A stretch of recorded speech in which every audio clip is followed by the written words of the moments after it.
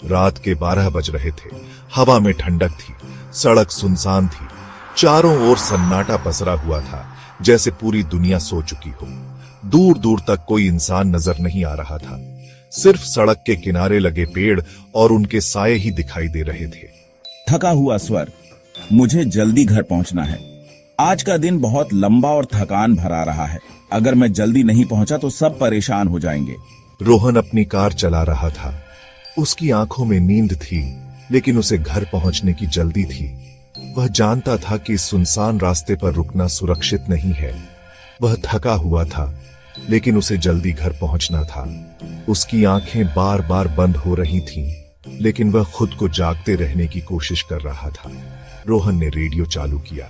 कोई सिग्नल नहीं था, सिर्फ स्टैटिक की आवाज आ रही थी, जो और भी डरावनी लग रही थी। उसने रेडियो बंद कर दिया और खिड़की खोलने का फैसला किया। उसने खिड़की थोड़ी सी खोली। बाहर ठंडी हवा आने लगी। हवा की ठंडक ने उसे थोड़ी राहत दी, लेकिन साथ ही उसे और भी अकेला महसूस कराया। पेड़ों के साए अंधेरे में नाच रहे थे।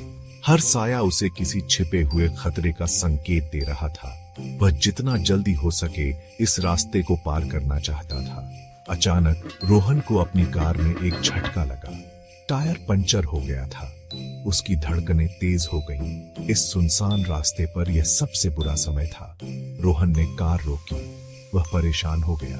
उसने सोचा, अब क्या करूं? यहाँ कोई मदद के लिए नहीं है। उसकी आंखों में चिंता साफ झलक रही थी। यह सुनसान जगह थी, यहाँ कौन उसकी मदद करेगा?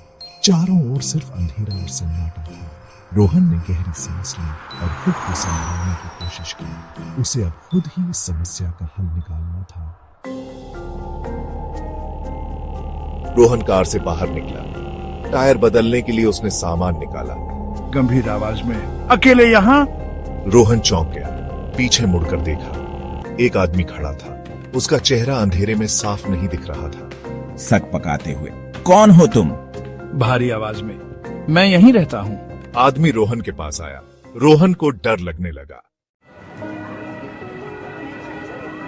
चेतावनी भरे स्वर में, तुम्हें यहाँ से चले जाना चाहिए। यह जगह खतरनाक है। घबराते हुए, मेरा टायर पंचर हो गया है। आवाज ऊंची करते हुए मैंने कहा, यहाँ से चले जाओ। रोहन को समझ नहीं आ रहा था कि वह क्या करे। अचानक रोहन की नजर आदमी के पैरों पर पड़ी। उसके पैर जमीन पर कोई निशान नहीं बना रहे थे। रोहन डर गया। यह आदमी कौन था? हकलाते हुए, मैं अभी जाता हूँ। रोहन ने जल्दी से टायर बदलने की कोशिश की। उसका हाथ कांप रहा था। आदमी वहीं खड़ा रहा। वह रोहन को घूर रहा था। आखिरकार टायर बदल गया। रोहन ने जल्दी से कार स्टार्ट की और तेजी से वहां से चला गया। रोहन थोड़ी दूर ही गया होगा कि उसे जंगल से एक आवाज सुनाई दी। ये एक औरत की आवाज थी। वह रो रही थी। आवाज इतनी दर्दनाक थी कि रोहन के रोंगटे खड़े हो गए। उसने सोचा कि इस सुनसान जंगल में इस वक्त कौन हो सकता है। यह आवाज कोई मदद के लिए पुकार रहा है या फिर यह मेरी कल्पना है? रोहन ने कार रोकी। उसे लगा कि शायद किसी को मदद की जरूरत है। उसने कार की लाइट्स बंद कर दी ताकि कोई उसे देख न सके। वह ध्यान से सुनने लगा। आवाज अब और भी स्पष्ट हो गई थी। मुझे देखना चाहिए, शायद कोई मुसीबत में है। लेकिन अगर यह कोई जाल हुआ तो? नहीं, मुझे हिम्मत दिखानी होगी। रोहन कार से उतरा और आवाज की तरफ चलने लगा। जंगल घना था, पेड़ ऊंचे और खौफनाक थे। हर कदम पर उसे ऐसा लग रहा था कि कोई उसे देख रहा है। हवा में अजीब सी ठंडक थी। ये आवाज और भी दर्दनाक हो गई है। मुझे जल्दी करना होगा। आवाज और तेज होती जा रही थी। रोहन एक पुरानी झोपड़ी के पास पहुंचा। झोपड़ी की खिड़कियां टूटी हुई थीं और दरवाजा खुला हुआ था। अंदर से हल्की रोशनी आ रही थी। रोहन ने धीरे से दरवाजे को धक्का दिया और अंदर झांका। अंदर का दृश्य और भी भयानक था। दीवारों पर अजीबोगरीब चित्र बने हुए थे और फर्श पर धूल जमी हुई थी। रोहन ने देखा कि एक कोने में एक औरत बैठी हुई थी जो लगातार रो रही थी। उसकी हालत बहुत खराब लग रही थी। रोहन ने हिम्मत जुटाई और धीरे धीरे उस औरत के पास गया। उसने पूछा, आप ठीक हैं?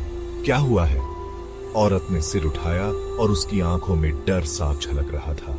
उसने कांपते हुए कहा, मुझे यहां से निकालो प्लीज।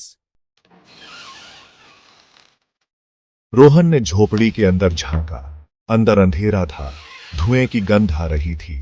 उसकी आंखें धुएं से जलने लगी, लेकिन उसने हिम्मत नहीं हारी। उसे किसी की मदद की जरूरत थी और वह जानता था कि उसे अंदर जाना होगा। क्या यहाँ कोई है? कोई जवाब नहीं आया।